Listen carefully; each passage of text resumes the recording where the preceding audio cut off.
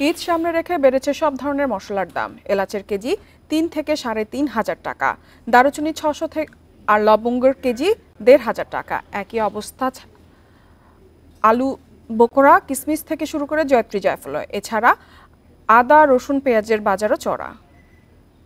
এখন জন্ম সনদ দিয়ে খোলো বিকাশ স্টুডেন্ট অ্যাকাউন্ট। নিজের বিকাশ নিজে কর। কোরবানির ঈদ সোমবার, সেই কারণেই বাজারের তালিকার প্রথম সারিতেই আছে মশলা। আর সে চাহিদার কথা মাথায় রেখেই পসরা সাজিয়েছেন দোকানিরা।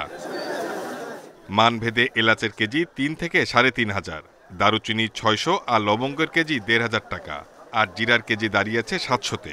টিসিবির হিসাবে মাত্র ৭ দিনে এসব মশলার দাম বেড়েছে প্রায় ১০% পর্যন্ত।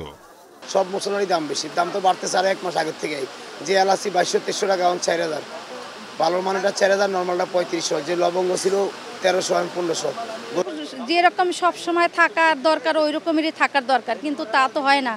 পাবলিকে তো ১ টাকাটা ২ টাকা নেয় ঈদ উপলক্ষে, এখন তো তাদের সাথে তো আর আমাদের কোনো জোর নাই। এছাড়া আলু বোখরা ৫৫০, কিসমিস বিক্রি হচ্ছে ৬০০ টাকা কেজিতে, জয়ত্রী ৩,২০০ আর গোলমরিচের কেজি ১২০০ টাকা। জয়ফল প্রতিটি ১০ টাকা আর শুকনা মরিচের কেজি ৪০০ থেকে ৬০০ টাকা পর্যন্ত। সরবরাহের সংকট না থাকলেও ব্যবসায়ীরা বাড়তি মুনাফার জন্য দাম বাড়িয়েছেন বলে অভিযোগ করছেন ক্রেতারা।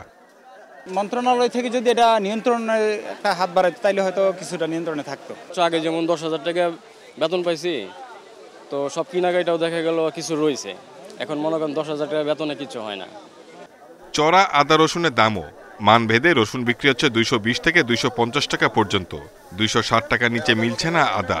পেঁয়াজ ৮৫ আর ১ কেজি আলুর জন্য গুনতে হচ্ছে কমপক্ষে ৬০ টাকা। Shahid Ahmed, independent news, Dhaka.